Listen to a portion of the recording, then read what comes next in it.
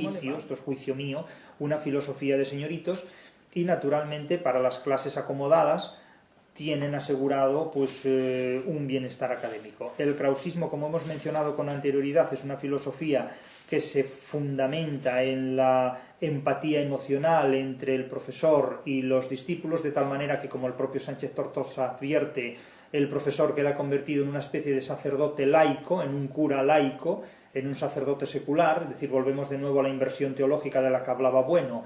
Se mantienen los dogmas teológicos, pero en una versión secularizada, en un formato secularizado.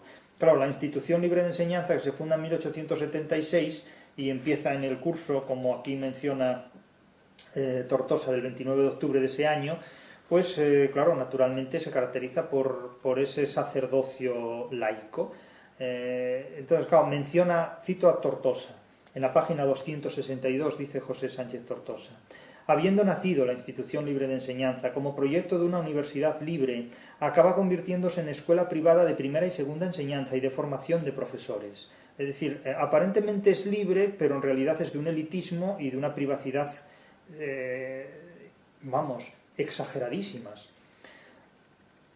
Respecto a la primera y segunda enseñanza, hay que recordar la posición doctrinal de los institucionistas, que aboga por una fusión de estas dos etapas, lo que respondería al proyecto no elitista ni selectivo de universalización de la enseñanza, cuya conclusión será la masificación y depresión de la enseñanza en la segunda mitad del siglo XX, en dirección a la escuela única unificada LOGSE.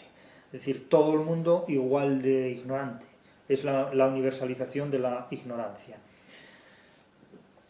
Y claro, en la Institución Libre de Enseñanza están presentes muchos rasgos que la educación posmoderna, que la posmodernidad en formato educativo va a potenciar tremendamente. Sánchez Tortosa dedica páginas muy importantes a la relación entre el krausismo y el socialismo. Y algunas personas a las que cuando hoy día se les dice que el krausismo y el socialismo son primos hermanos, se asustan, no lo entienden, no lo pueden entender de ninguna manera, consideran que es imposible que algo tan valioso y tan preciado como el krausismo pueda tener que ver con algo tan degenerado, según ellos, como es el socialismo. Pero en realidad es que el krausismo y el socialismo tienen el mismo tronco, tienen un tronco común absolutamente, que es la filosofía de Kraus. Es decir, que es una filosofía completamente idealista, completamente simbólica. Las filosofías son simbólicas prácticamente todas, pero bueno, esta es otra cuestión. Pero lo del krausismo y el socialismo son las dos caras de la misma moneda. O sea, en realidad no hay vuelta de hoja. Cito a Tortosa: en la posmodernidad de fin de siglo en España, el Estado no está en construcción, sino en descomposición. La discriminación, usada como tabú, no como concepto que definir y precisar, ha quedado desactivada retóricamente, por lo que no es admisible selección alguna, ni siquiera por el esfuerzo, el talento o la capacidad innecesaria de un Estado en descomposición para que el sistema público de educación no desempeñe ninguna función formativa, sino meramente policial. Esta es otra de las características de la educación posmoderna, y es que la educación hoy día tiene más una función de orden público que una función instructiva. Es decir, pretende más mantener ordenados espacialmente, temporalmente, a la gente joven en un determinado lugar durante una determinada etapa de su vida, más que de instruirlos, porque de hecho salen de la escuela sin ningún tipo de instrucción, pero digamos que durante un tiempo han estado como el ganado, y perdón por la expresión, estabulados. Es decir, lo que se trata es de mantener a la gente en unas condiciones que eviten su entropía antes de tiempo, aunque después, a partir de un momento dado, la entropía resulta mucho más potenciada, porque al no haber ningún tipo de formación, no hay ningún control sobre los sentimientos. El ser humano no se controla racionalmente, de tal manera que puede cometer todo tipo de actos. Y luego, por otro lado, esa entropía también se da dentro de las aulas cada vez con mayor insistencia. Lo que ocurre es que se trata de negar. Porque claro, el hecho de que un estudiante trate de apuñalar a su profesora porque la calificación que le da como resultado es de suspenso, es algo que resulta cada vez más frecuente. Pero, como no deja de ser una anécdota en los telediarios, pues la frivolidad y la banalidad con la que se abordan este tipo de situaciones es realmente escandaloso. Es realmente escandalosa. La pedagogía de Ortega. La pedagogía de Ortega tiene muchísimo que ver con el krausismo y con el idealismo alemán, por supuesto. A mí la pedagogía de Ortega y Gasset, lo digo con toda franqueza, me da asco. Lo digo abiertamente, me da asco.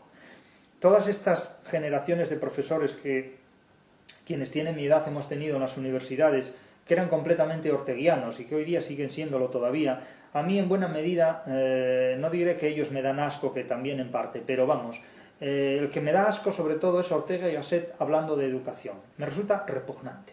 Ortega dice, y lo cita aquí, en el artículo Vieja y Nueva Política que cita Tortosa en la página 286, dice Ortega, para nosotros, los que seguimos los ideales del krausismo, del idealismo alemán, de la institución libre de enseñanza, lo primero es fomentar la organización de una minoría encargada de la educación política de las masas. Esto es genial. Yo me encargo de ser ingeniero social, ingeniero psicológico, ingeniero político, que monte una minoría que controle todo el cotarro, que controle las masas. Bueno, eso fue la transición española de la segunda restauración borbónica de 1978. Eso fue la política orteguiana completamente. Es decir, aquí montamos una minoría selecta que organiza la vida de las masas. Esto es ilustración protestante pura. Todo para el pueblo, pero sin el pueblo. Les preparamos un referéndum para que voten que sí, les preparamos unos partidos políticos para que se mantengan entretenidos, les preparamos unas comunidades autónomas para mantenerlos divididos, no vaya a ser que se unifiquen y ellos decidan por nosotros, y los mantenemos entretenidos, a unos hablando en bable, a otros hablando en gallego, a otros hablando en catalán, a otros hablando en valenciano, a otros haciéndoles creer que por haber nacido en Canarias son diferentes que los que han nacido en Andalucía, etcétera, etcétera. Entonces, así es como han organizado, desde el punto de vista de la creencia supremacista de ser un grupo con más competencias que los demás, la vida de los demás. Eso es la pedagogía de Ortega y Gasset, eso es la pedagogía del idealismo alemán, eso es la pedagogía del protestantismo de la Ilustración,